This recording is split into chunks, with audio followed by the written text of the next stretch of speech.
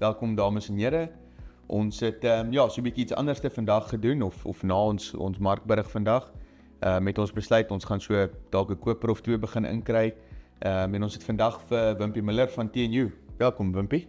Baie dankie Johan, lekker om hier te wees. Wimpie, wie is TNU? Wat is julle? Wat doen julle? Verduidelik 'n bietjie vir my wat julle doen.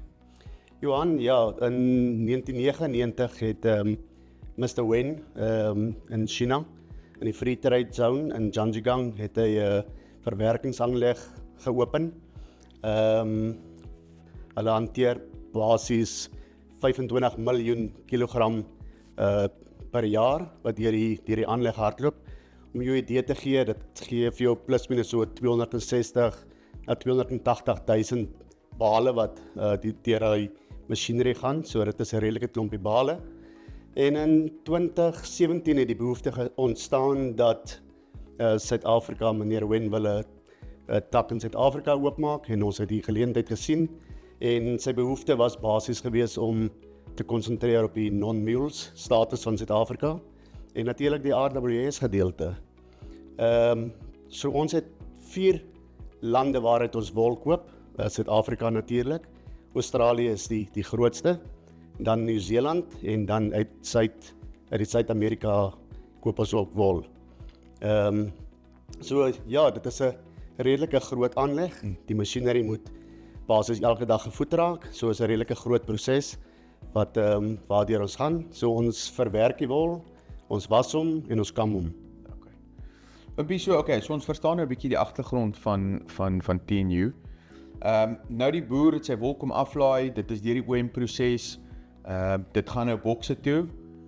Hoe begin julle dan? Hoe weet jy wat om te koop? Jy waardeer die wol natuurlik.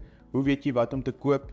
Hoe weet jy wat se wol gaan 'n bestelling in? Kan jy vir ons 'n bietjie deur daai proses vat asseblief? Ja Johan, so ons het basies 2 tipe maniere hoe ons wol koop.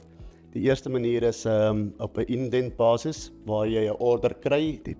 Jou kliënt gee vir jou 'n prys en jy koop volgens die prys en hy gee vir jou quantity hoeveel jy moet koop. En dan die tweede een is op 'n firm offer waar jy markte spekuleer, jy koop voorraad of jy trade uit jou voorraad uit. Dis natuurlik die meer risiko ene wat jy loop as jy 'n firm offer het en dan so dis die 2. En natuurlik dan volg ons maar redelik die Australiese mark. Ons kyk wat in die Australiese mark aangaan en dan kom Woensdag sit ons op die veiling. Hulle gee vir jou 'n spesifieke hoeveelheid bale wat jy kan koop. Hulle gee vir jou 'n spesifieke prys en dan probeer jy containers volmaak en so na as moontlik aan die spesifikasies kom wat jy moet koop om die container vol te maak. So daar's 'n paar goed wat jy nou moet kyk, natuurlik na jou average van jou micron, jou average van jou VM, wat jou saadinhoud is, jou lengtes en dan natuurlik die tipe wol wat in die container ingaan. So ja, daar's 'n kombinasie en dan natuurlik donderdag na die veiling is almal besig met die verskepingsgedeelte daarvan. Okay. Maar so en daai spek wat jy van praat, dit kom direk van jou kliënte wat daai spek soek. Ja, natuurlik, so die kliënt sal vir jou sê ek soek byvoorbeeld 'n 19.5 micron wol, VM1, 70% op 'n 16 wasp basis, wat vir jou plus minus soos 68% op 'n skoon op 'n sloomwerk gedraai is. So jy gaan koop 'n container vol op in daai spesifikasies en 'n spesifieke lengte. En dan probeer jy die container vul. Ons het gewoonlik so 165 bale, 25 ton maksimum gross soos in 'n container en daarvandaan verskep ons hom. Okay. Yes, Wimpie, en dan so ons het nou gepraat oor julle koop.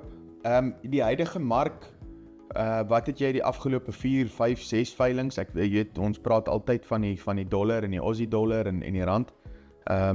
Ja, praat so 'n bietjie oor die afgelope 4, 5 veilings, as jy vir ons so 'n bietjie daardeur kan vat. Ja, Johan, is 'n interessante seisoen wat ons agter die rug het. As ons natuurlik gaan kyk wat alle wol word in US dollar verhandel, party word in euro verhandel, maar ek wil vir jou sê, miskien 85% van alle wol word in US dollar verhandel. As ons kyk na die laaste, wil amper sê 6 maande, dat jy redelike flat line in US dollar terme gehandhaaf, wat basies vir jou die indruk gee wat in die wêreldmarkte daar buitekant aangaan, jy weet.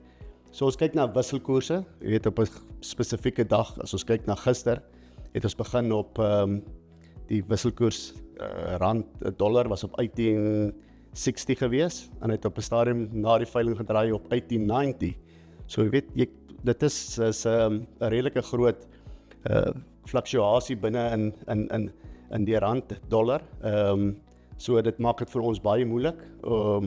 Maar ja, as ons gaan kyk na die laaste paar maande, het hy redelik in 'n baie nou band beweeg.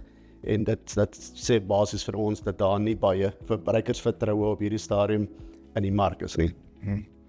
Wimpie, kom ons kom terug na die wol toe. Skeerselvoorbereiding op die plaas. Jy weet, ons praat baie op ons markverslaan, goeders praat ons van lekker lang lengtes, mooi skoon wol, goed gegroei. As jy skeerselvoorbereiding, jy weet, moet summarize, as ek dit so kan sê, jy weet die do's en die don'ts. Wat is die do's en die don'ts van skeerselvoorbereiding en hoe beïnvloed dit die prys en wat jy in die bokse sien hier onder by ons? Ja, Johannes, as ek net daar kan eerstens kan sê dat die Suid-Afrikaanse skeersel is die best geklasseerde skeersel in die wêreld. Dit is ook hoekom die verwerkers hou daarvan om 'n Suid-Afrikaanse skeersel te koop, want is baie goed geklasseer, ons stukke is goed uitgehaal, ons WM is goed uitgehaal, ons lengtes is baie eenvormig, en natuurlik dan die mikrongroepe, wat die brood en botterlyne in Australië of in die wêreld is basies enigiets 19,5 en 21 mikron is waar jou balk van jou mikrongroepe deurkom. So ja, ek moet vir die boere komplimenteer dat die Suid-Afrikaanse skeersel is baie goed geklasseer en ek dink ons moet hou daarby. So ja, die belangrikste is lengtes, hou die lengtes so eenvormig as moontlik, moenie kort wol saam met lang wol gaan gooi nie, dit is totale al taboe, want sekere verwerkings het 'n spesifikasie, hulle stel hulle kamme in die verwerkingsproses, as daar te kort wol is, gaan dit deur as noil, met ander woorde, hy kam uit en hy gaan verlore, en dan natuurlik jou saadinhoud, jou WM waarvan ons praat, is belangrik dat hulle jou lyne so laag as moontlik jou WM probeer te average, en as ons verkoop, dan verkoop ons 'n WM1, en dan so probeer jou WM uithaal, daar is 'n mark daarvoor, maar ek gaan in 'n ander produk in op die einde van die dag. En natuurlik dan probeer jou rasse eenkant, jou kruisras gedeeltes eenkant hou van jou suiwer merino wol. Okay. Wimpie, so 'n veiling op Woensdag, hoe belangrik is dit vir die kliënt om af te kom en te kom kyk wat gaan hier onder by ons aan? Ek dink dit is baie belangrik, Johan. Ek voel die boer pas sy skaap vir 8 maande of 'n jaar, pas hy hulle op, en dan op die einde van die dag is dit sy produk wat hy in die mark instoot, is sy inkomste. So vir ons as kopers voel ons, dis vir ons lekker om met hierdie produsente te kommunikeer. Jy weet, ons kyk na hulle uitdagings, hulle kan kyk na, luister wat ons uitdagings in die mark is. So dit is goed om met die ouens te kan praat, en persoonlik voel ek, jy weet, as die ouens hier is, en ek weet almal kan dit partykeer nie maak nie, dit is net ongelukkig so, maar dit is net menslik as die ouens, die boere hier is, dat hou daai ekstra bietjie kompenseer en bietjie meer betaal. Dit is net menslik. So dis lekker om hulle hier te hê, en waar ons kan help, probeer ons regtig waar ons beste. Ja, en jy kan dit definitief sien, jy weet, as die boer daar bo sit en ons verwelkom hom, weet ewe skielik is daar net 'n bietjie meer lewe in die lokaal, en so ek dink dis regtig bitter belangrik laat die ou hier onder toe kom. Wimpie, nou, jy weet, die moeilike vraag is, jy weet, moontlike vooruitsigte. Wat sien jy, ons is nou klaar met seisoen 23, wat sien jy vir die nuwe seisoen, vir seisoen 24, weet, ons het nou lekker positief afgesluit, die afgelope 2 veilings, Aussie is ook 'n bietjie lewe daar. Wat sien jy vir die volgende seisoen? Johannes, kom ons vat dit 'n stapie terug en kyk ons wat in die huidige wolmark aan die gang is. Hoekom is pryse onder druk? Dan kyk ons na wêreldekonomie. As ons praat van die wêreldekonomie, dan praat ons van wat gaan, as jy kyk byvoorbeeld in Europa, wat een van ons belangrikste markte is, as jy vat die oorlog in Amerika, nie Amerika nie, in Oekraïne en Rusland, en dan kyk jy natuurlik na Israel en Palestina, wat daar groot tension is.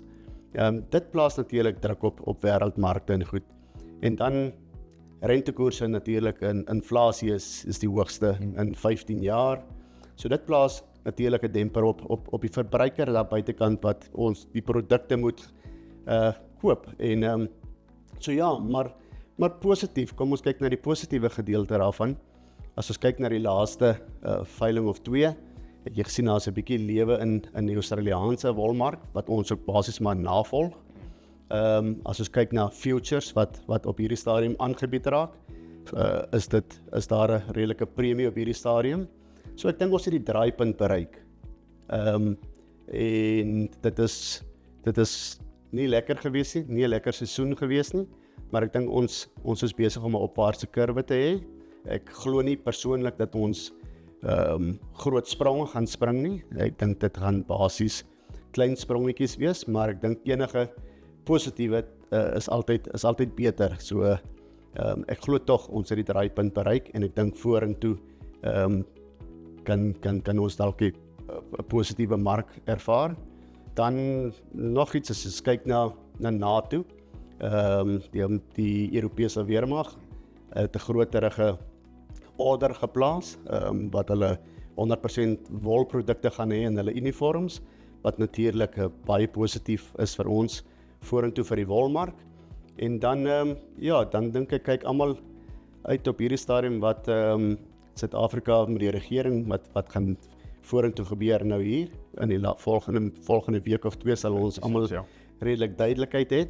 En natuurlik November maand kyk ons wat in Amerika se presidentsverkiesing gaan gebeur. So ek hoop dat die wêreldekonomie kan stabiliseer en dat ons beter markte kan hê vorentoe.